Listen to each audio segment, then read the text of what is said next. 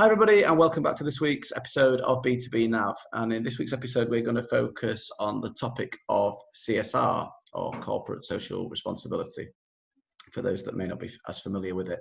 Why are we focusing on CSR this week? It's a topic that's cropped up more and more amongst our client base in recent weeks and months since the COVID-19 outbreak, as I think people are having time to reflect maybe on their CSR efforts and initiatives.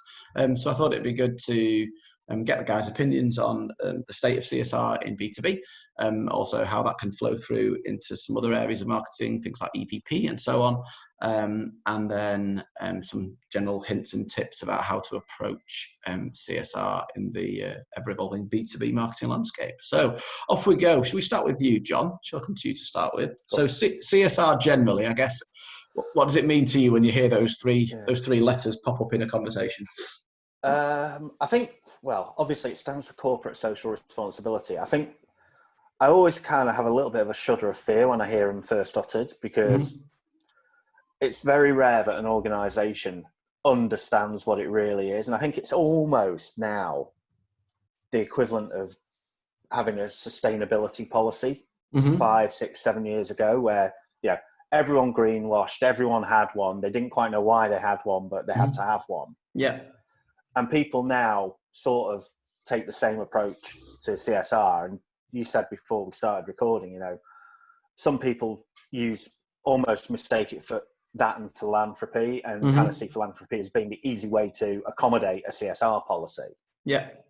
And it isn't, because that's just buying goodwill. Whereas I suppose CSR needs to be inherent in the organisation. It's almost like your day-to-day business needs to run and operate with a focus on having a benefit to the community, a benefit to the wider world. So it's kind of more inherent than just planting trees or, I don't know, making a donation to a charity. That's good, but it's not true CSR.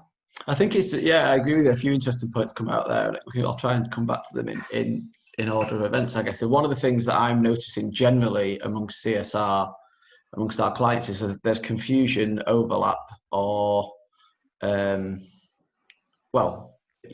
assumptions being made that CSR is sustainability. Because I've heard that being confused at several clients that we spoke about. Okay, we've got this sustainability thing we're doing. Isn't that our CSR? And I think very much so clients and prospects and any listeners need to very much separate those two issues. I think if you guys agree, for me, sustainability is an element of CSR. Yeah, it's one string out of a much wider bow. Yeah. But I don't think that's it. So I think, as you said, John, we've seen a lot of clients embracing sustainability of late. And whenever we're speaking to clients about, B2B Sustain and our service offering there, it's all about authenticity.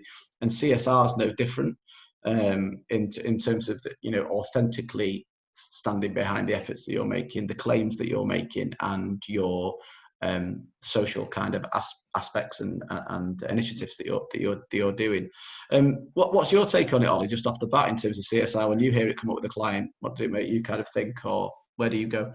Yeah, I think similar to what you guys have been saying. I think we're seeing different levels of this with different clients and prospects over the years. You see some people doing it very authentically, and you look at what they are doing, or at least claim bringing you, and you see that they're genuinely trying to make a difference within either the community or to the globe, or whatever it might be, but they're really genuinely living and breathing that as part of, I guess, one of their core beliefs, that, at least from outward looking in, almost looks to be transcending, let's try and make money, to also including where we care and we're trying to make a difference. And picking up on John's point around the philanthropy point, because I think there's a risk here with, I guess, like charitable initiatives, if I can link it to that for the meantime, to throw money at the problem. So, we do hear some clients saying we've got a pot of money together. It's going to be, X £1,000 or euros, and we're going to give that to, I'll pick UNICEF as an example for the sake of it. That's our CSR. That's our CSR done, because we've given money to that cause. Is that true CSR, Ollie, in your mind, or have you come across that kind of attitude or approach? Or I mean, for me, it's obviously better than doing nothing, but it's like the low effort version of it almost, isn't it? It's not It's not living and breathing anything. It's just saying there's a cause over there. Let's donate money to it. And then I imagine they'll talk about it and promote it. And I guess that's, part of PR, and that's, what a lot of companies will do. But I don't necessarily think that's translating back to a bigger belief that's within the company. Mm-hmm. Yeah. And I think, John, you hear a lot of different clients when they're talking about CSR, separate their thought process into kind of the classic 3 Ps: people, planet, profit, that kind of, and this is echoing conversations I've had in the last week or so with clients. So very, very current in my mind. But in terms of those pillars, I think people and planet, people spend a lot of time on, so planet being the more sustainable kind of considerations. People, you've come across some examples in the past of true CSR initiatives, I guess, which have really struck a chord where maybe the people pillar has been brought to life and championed by a client as well, haven't you? I'm thinking of the Wundle Indorama here. Yeah. So I suppose that is where you do start to look at it. So Indorama, who you mentioned, are a really interesting case study because they produce PET, which, as for people who don't know, it's polyethylene triethylate, which is plastic bottles, essentially. So they're always under a real pressure to kind of, be as kind of kind to the planet and kind of be as kind of socially responsible and aware as they can be. But what they did really cleverly was really invest in people and really kind of make it matter to the business. Mm-hmm. So rather than just, as we mentioned before, just chucking money at a charity willy-nilly, what they've done is they made it inherent to their kind of the course of their business on an everyday basis, sponsoring, a wide variety of things to help people, to kind of bring people through. They're based in Thailand, so they've kind of, there's a very wide social economic demographic there. So what they're doing is trying to put money into the lower levels of that to bring people up and help people kind of evolve and develop and do better for themselves, their families, their communities, their wider kind of world. So they've really put a focus on that, and that could be sponsoring people in villages to kind of go through education. That could be, sponsoring art, helping people with music programs, any sort of thing. And they've kind of really honed in on that as one pillar of their CSR. But they see that very much as not just throwing money at a problem away from them. They look inward to their own world. And I think that's kind of one of the things that people forget is looking from where they've come from rather than, going, oh, I'm going to go and support people. We'd all like to kind of, have a pot of money and be able to support, people orphaned by the genocide in Africa. But is that being charitable or socially responsible? It's whether it's also not ego driven, but like I call it fake altruism. But I mean it in the sense of people saying they're doing something for the good of other people, but is it really just to clear your own conscience? Yeah. In the sense of, because you've not done anything charitably, okay, we'll pass a bit of money over there. Whereas I think the more tangible and the more direct correlation there is to the business, particularly when you are talking about large chemicals businesses, or maybe that's where they've come from, which when you're looking at attracting and retaining talent in the marketplace now, and thinking about your proposition, does anybody in this day and age want to go and work for a large, scary chemicals company? So kind of turning the proposition and the way you're viewed externally. But I guess that very much starts internally in the business as well, Ollie, in the sense of you can throw money external, but I guess does it come from the tone at the top of an organisation, do you think? I think there's a lot of aspects to it. I think definitely that's a key part of it, because I think people will follow leaders of the company. I think one of the things that I believe is that the person that's leading a company needs to set a vision for that company, and that's kind of what everybody else should end up following suit. So if you have a bad leader, you end up with a bad vision and you end up going down the wrong kind of path. And I think an example of this, and I can't remember all the details here, but I think one example was in the US with Southwest Airlines, where the company just wasn't doing well at all. In every survey, they were one of the lowest rated airlines, and they got a new CEO who, instead of hammering on the point they'd always shouted about, which is be nice to employees, be nice to customers, he focused entirely on the employees. And by kind of improving that employee motivation, reward, how they're treated at work, it transitioned or translated to a nicer customer experience without putting any extra initiatives into trying to improve the customer experience specifically. So I think from that point of view, it's really important to focus on the employees, and you will see kind of that translate into a business benefit as well. So it's worth the extra investment and time to do that, whether that's time or money. And in terms of, John, in terms of the longevity of these things, because I think coming back to the spiky activity that you tend to see in a lot of clients and propositions that come up to you from a CSR perspective, is it better to have a 1 month plan, a 1 year plan, a 3 year plan, a 5 year plan? I know this is personal opinion, but I mean, where do you sort of stand on that in terms of? For me, I think a sustainable plan, no pun intended. Yeah. So, like Ollie says, if you are, and it's equally as important to employees as it is to the outside world, if you haven't got something that's sustainable, it becomes a bit of a token exercise, a bit of a paper tiger, doesn't it? It's like, hey, isn't it great? We've planted, last year we planted 500 trees. Yeah. What are you doing this year? Nothing. Yeah. Oh, okay. But if you can create something that's sustainable, it kind of gives people something to coalesce around and kind of feel part of, and feel that like they're contributing. Particularly with, I guess, the Gen Zers of the world. They want to feel that they're part of something, that they belong, that they're contributing, that they're adding value. Yeah. So we're told. Yeah. So these programs should be absolutely in the DNA of the business. It's almost like it shouldn't need to be identified as CSR. It should almost just be inherent, I think.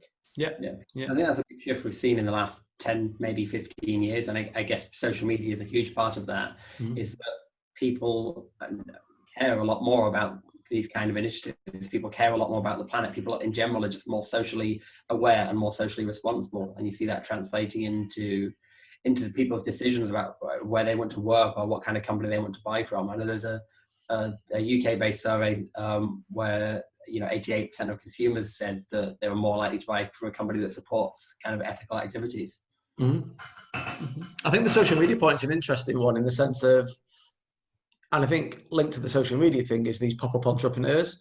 So I think, as I call them, so in the sense of people who are self-declared entrepreneurs, who now the next line in their kind of descriptor seems to be philanthropists rather. Mm. So, entrepreneur, disruptor, philanthropist, and you go like, okay, I didn't realize that was a job, but in the sense of that kind of profile of individual, but that isn't also helping the CSR initiative again, I don't think, because again, having a pot of gold that you distribute like Robin Hood is probably isn't that authentic, and it's again supporting that kind of more conscious cleansing exercise that you tend to see a lot. But that's it. That's easy, isn't it? That's the.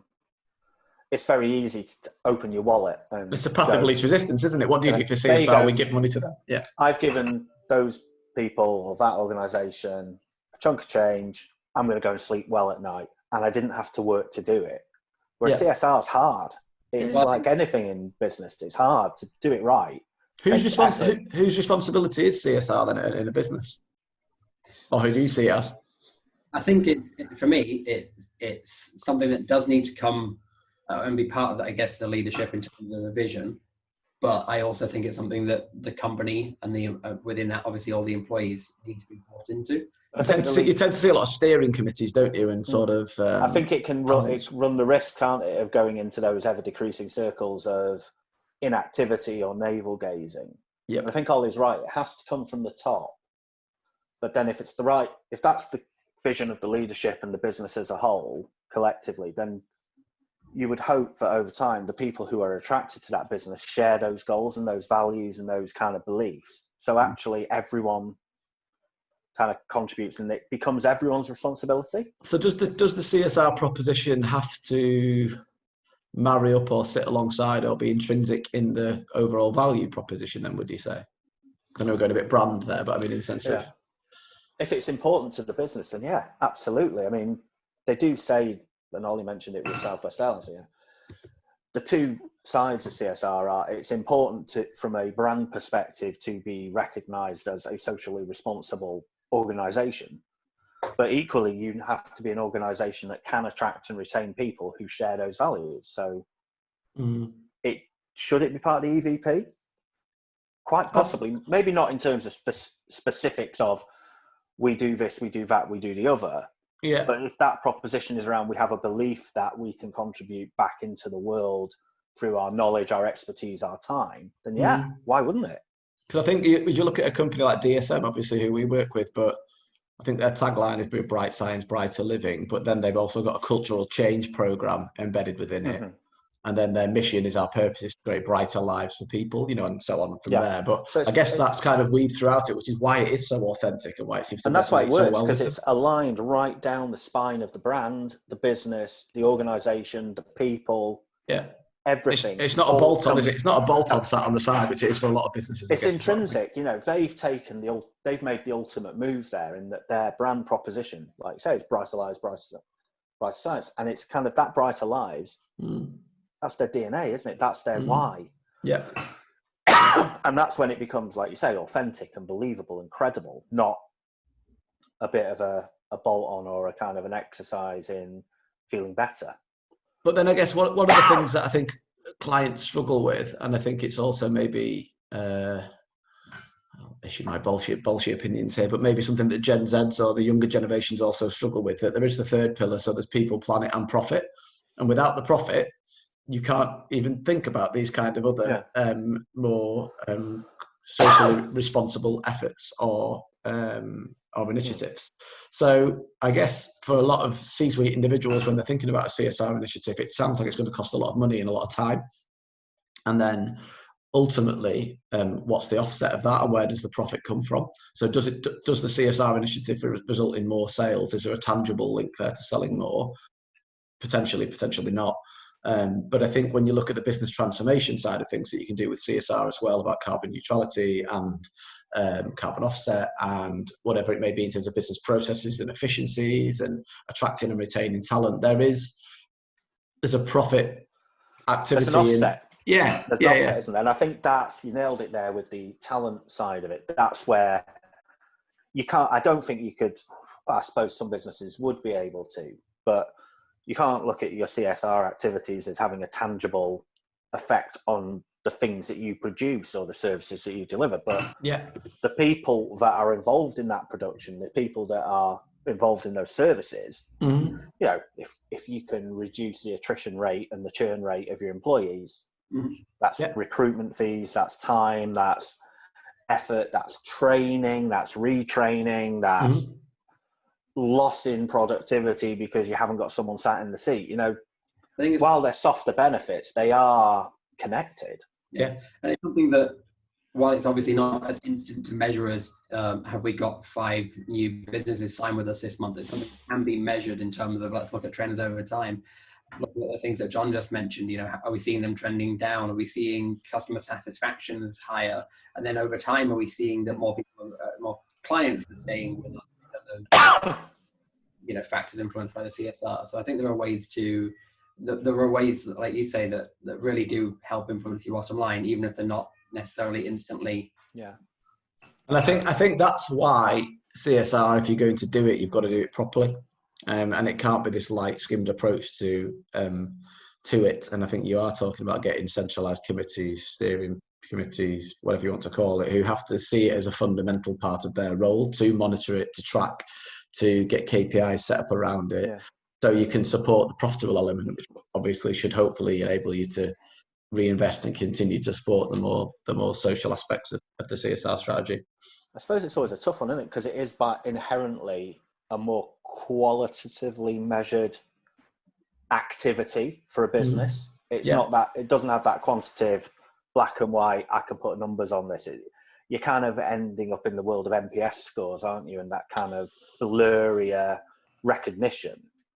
Yeah, I think you are. And I think even if I think back over the last 5 or 6 years, we've seen sustainability become more of a measurable thing.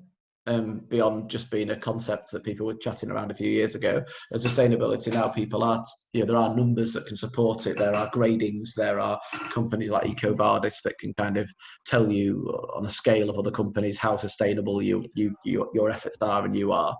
And I wonder whether CSR will go in a similar direction. Yeah, it's funny you should say that. One of the things when I was doing like a bit of background on this is that the ISO, the International Standards Office, there is a accreditation for CSR. It's very catchily named ISO 26000. One of my favourites, yeah. But it won't give you a grading for it. It's a set of guidance. So you can look it up. You can go on the ISO site and you can look at it. And it's there as a framework for people who want to kind of operate in a more kind of corporately, socially responsible way. Okay. And you can kind of start to use it as kind of a start point. And it's quite an interesting read. Like anything, you know, it's not quantifiable, but it's kind of, it does sort of set up, okay, here's a kind of a base level to kind of think about and look at. And I guess finally, bringing this back to marketing before we close out, CSR is going well at a business. You've got your initiatives. How does that weave into the marketing mix then, in terms of, can you shout about it? Is it bad taste to shout about it and kind of amplify it? Because ultimately that is more for you rather than the cause itself, potentially. What's your thoughts on that? Is it brand versus product? Sorry, go on, Ollie. I was just going to say, I guess to some extent, it depends on your flavour of CSR in terms of what's been the focus. Mm-hmm. But personally, I don't see any problem with being proud about what you've achieved. Yeah. No, not at all. I think you've got to be, I think you have to be mindful, though. You can't, I don't think it works if you're as crass as trying to link your CSR efforts to a product or a specific service that you're kind of line item you're trying to sell. But yeah, to actually, you know, there's not absolutely with Ollie on this, you know, nothing wrong with making people aware that you are actually kind of putting back into the wider community. I agree. I'm just playing devil's advocate because I suppose across the clients and across prospects and other companies that we work with and research on, certainly particularly at the minute amongst COVID, you've seen an awful lot of posts. It went from the Zoom posts to, you know, we're all having team meetings with multiple faces on the screen. And then it seemed to move towards, well, we're providing so many face masks and so many chemicals, detergents, sanitizers, whatever it is. And that seems to be the trend that's gone down now. So I just wondered how that would be received by people, whether people just going through it because it's just noise, or but whether that's kind of very specific to now, isn't it? Yeah. So, but companies that have never done anything previously. But everyone's doing the same thing, and that's where it kind of loses its impact. Yeah. Whereas you'll see the ones that kind of come through this, the other side, are still going to be, you know, committed to sponsoring, you know, children out of poverty. They're still going to be committed to making sure that the people who are at the bottom of their supply chain are being paid a fair wage and being treated fairly and aren't under that kind of slave labour or child labour or, you know, unreasonable conditions. I'll throw another point here, which is related to, I guess, some of the conversations we've had around mental health and things like that, which is that the more we talk about these things, the more they become the normal. So if a company is talking about how it's caring for employees, it's not going to be an instant shift worldwide or within their industry, but the more they're emphasizing it, the more people will want to work for them, the more people are likely to emulate them, and the better the world should become over time. So I don't think there's a problem with it. Like you say, I think there's a way to do it and not come across as too crass or like you're just saying, we've donated to that thing over there, so will you come and buy from us now? Yeah. Agreed. And do you think the post-pandemic world, I'm trying not to say new normal, we are in the new normal, but in the sense of, do you think this whole event will encourage people to think more from a socially responsible point of view? Because I think you're seeing more community spirit, you're seeing more, I hope so, at a local level. I wonder whether, you know, even the companies that have spiked maybe their efforts to support this, maybe you'll see that carrying through, maybe. I'd like to think so. I think that can't say any more than that. I think, but it has to. I think that has to come from within, doesn't it? It can't be a mandated. We will be corporately responsible. I think it happens. It comes. I wonder whether it'll be a bit of a sense check for a lot of businesses, maybe that it's not been high on their agenda, and you will see more businesses thinking about supporting local communities and causes and giving back a bit more and looking after the vulnerable, which certainly is a theme that's really been brought to the forefront, I would say, during this. So that comes back to your point when you mentioned employee value propositions. Yeah. I think people will be looking, so you're right, you know, hopefully everyone's kind of felt this like local, like very micro level of kind of more community spirit, looking at, you know, going down the road, making sure kind of vulnerable people are okay at the moment, they've got food, whatever. Sure. I reckon people are going to start looking for employers that emulate that because they're going to want to kind of feel part of that. And that's going to become really important. I think you will see I think a lot of employee value propositions and a lot of employer branding will change and will need to change in the next 6 to 12 months, because the way people are looking for things is changing, and what people are looking for is changing. I think that's an interesting point, and I think there's a good chance that people will start looking for it more, especially because that's not sugarcoated. There's been plenty of companies that have done the right thing at the moment and trying to support people. There's also been lots of companies that haven't been as supportive as they should have been, cutting ties with people that they, in some cases, could have furloughed if you're in the UK, or making short decisions rather than thinking about the long-term benefit to employees. I think there'll be a bit of a shift towards what people expect from their company almost, and it just shows, I suppose it will reveal to a lot of people what their companies really like, and will probably make them think twice about who they want to work for in the future. No, I think definitely. I think that definitely will be a trend, and certainly there'll be no coming back from it either, because it's all so public, isn't it? So if you've cut half your workforce or cut wages or whatever, and the directors have made no effort to do similar, then I would imagine, it's not going to be received very well. I mean, it'd be interesting. I mean, it's a very UK-based example, but I'll be really interested to see how Wetherspoons comes out of this. Literally, what was it? Day one of the lockdown, entire workforce laid off, not even furloughed, laid off, gone.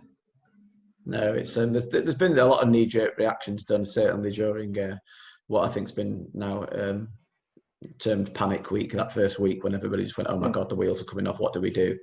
And then slowly moved from panicking to planning, I suppose, of trying to more strategic decisions. But a lot of businesses in the first few weeks, and a lot that we know about, made some really rash decisions. They might be the right decisions. I don't know their business models, but my Lord, from an external perspective, they didn't sit very well, did they? So, no.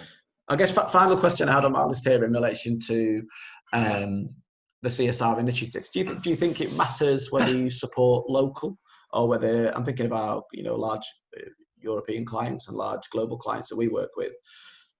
Is it more important to reinvest and support local initiatives, or do you think the larger big global players that have a more appealing or renowned badge, so to speak, to put on your website is more important? Where personal opinion again, I guess, but where do you guys stand on that, local versus global?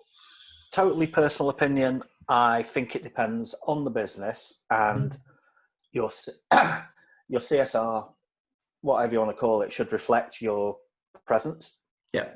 So if your geography is local, then it should be local. If it's national, national. Regional, global, and kind of maybe mirror your position in the world as to what you think you can and should affect. Yeah, I agree with that as well. I guess the only caveat potentially for me is, depending on the nature of your business, even if you have a footprint in, let's say, the UK, but there's something that you are working on or doing that's very pertinent to Africa in particular, so let's say you're a pharmaceutical company, and obviously there's relevance there to having a strong CSR program that's influencing that area too.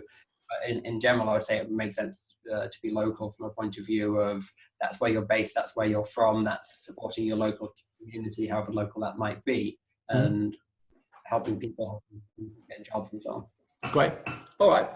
Thanks very much, guys. Thought that was really useful, interesting conversation. Very, very opinion-led this week, and I think that's because the world of CSR, as it stands for most businesses at the minute, is certainly self-regulated. So it's up to the individuals and the leaders of businesses to decide how and what they do from a CSR perspective, which obviously makes the topic that bit more subjective, I guess. So yeah, thanks very much, guys. Feel free to check out b2bknowledge.com. Our online ungated content hub to help our clients, prospects and contacts navigate the ever-evolving B2B marketing landscape. So thanks very much, and we will see you next week. Thanks a lot. Cheers. Bye. Bye-bye.